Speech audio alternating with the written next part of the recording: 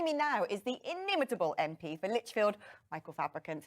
Well, it's high drama yet again in the Conservative Party. What do you think's going to happen? Well, it's certainly not boring, is it? I must tell you, Darren McCaffrey was saying just now what was a dramatic, crossing the floor of the House. In fact, he didn't actually cross, he sort of went straight onto the Labour benches. And a long, long time ago, I was involved in the production of the BBC television series. I've forgotten the bloody name of it now. This is terrible. A BBC television series about television politics? series with Francis Urquhart. Come on, help me out. I know what it is. Why are you putting me on the spot? The political thing. Yes, that's I know what you mean. Oh, isn't that terrible? Anyway, I said at the time that the way to do it really dramatically would be to ask a question, Prime Minister's question time, and then say, and I'm crossing the floor of the House. And we actually did it that way. And he then crossed literally the floor of the House. But that didn't happen. But it is interesting times. It was very, very dramatic, Prime Minister's questions. I think the intervention from David Davis didn't have the impact on the benches. He's not exactly known as a loyalist at all. So really, it was quite muted, I noticed, with my colleagues. As soon as he started speaking, they sort of knew something was going to happen.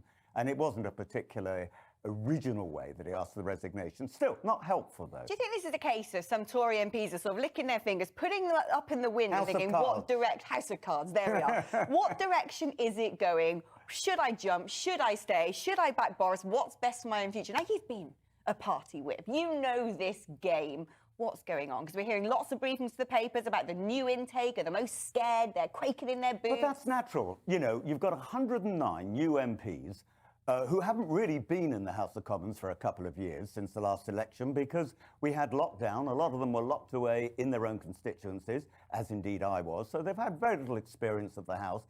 This is the first time that they've had to face the sort of fire coming towards them.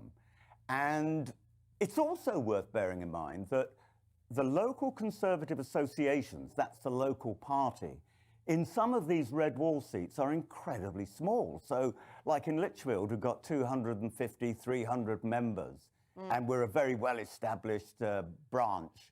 Some of these have only got 8, 9, 10 people, and they don't know how to behave. They don't know how to talk to their member of parliament. Some of them I know are getting instructions, not that a member of parliament can be instructed, but some of them are getting instructions, yes, you should put a letter in. Some don't know whether they can resist their association or not. Well, of course you can, because you're an independent member of parliament. You make that choice. But they don't know because, and that's always inevitable. But when you've got, excuse me, as many as 109 of them in a party, that about a third of the party, just under a third, it really can be a destabilising influence.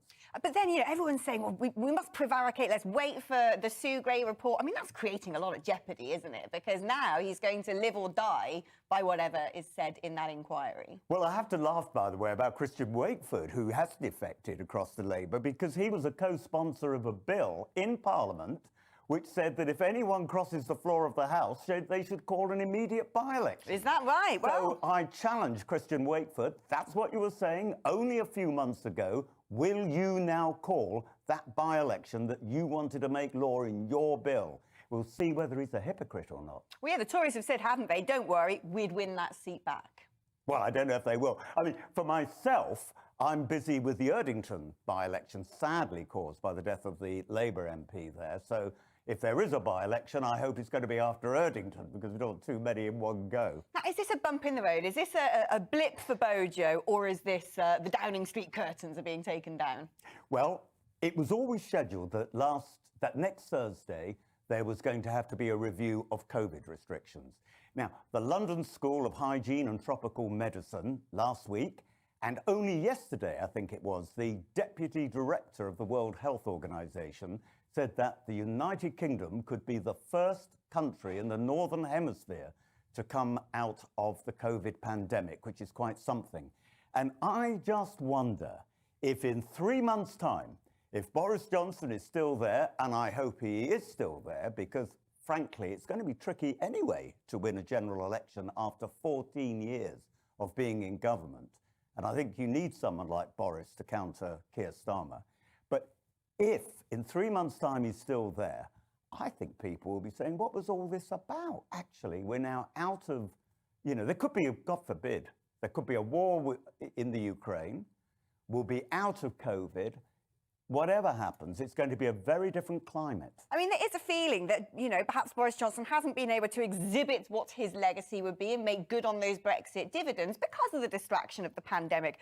But it's, he's not exactly showering himself in glory right now. And if that inquiry says that you've misled Parliament, that these were the laws that you made and you must have known you were breaking them because you used to stand behind a lectern every night of the week and tell us all to follow them, well, you can't get out of that, surely. Well, lots of ifs in your question. Lots of ifs. Lots of ifs, but it would be very difficult for him, I agree. But, I don't want to sound boring in saying the party line, because I never say the party line, but actually it does make sense to wait for this Sue Gray report. I mean, it's interesting, it was due to come out this Thursday, but because of all these civil service parties, where I hasten to add Boris wasn't even in Downing Street at the time, he would at Chequers for most of the time during that, she's had to extend the inquiry.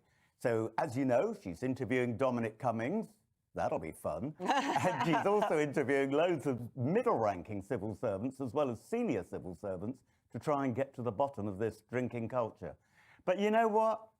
A friend of mine who is a long-standing member of the Labour Party said, you know what, really, it's so hypocritical because so many Labour, maybe Conservative for all I know, people were breaking rules. But of course, as you could rightly say, he's the highest power in the land. He's the highest power in the land. He should be setting the example. But I also understand why he says it could be legal. Why?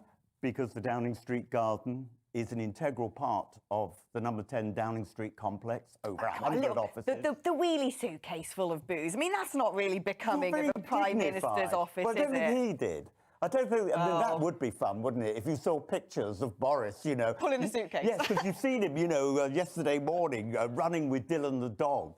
Him furtively walking in with the suitcase. No, I don't think he was involved in that. Oh, Maybe there should be a proper bar in number 10 Downing Street. I bet there probably is, to be honest. Maybe that was part of the redecoration. There isn't. I've looked. There isn't. There's just a canteen. You better get on the phone to some Tory donors. Michael, it's been delightful having you in the studio. Put a smile on my face, and you make all of this, maelstrom seem all good fun. Lovely having you here. Let's catch up again soon. So glad I remembered House of Cards. Well, I'm glad you did as well.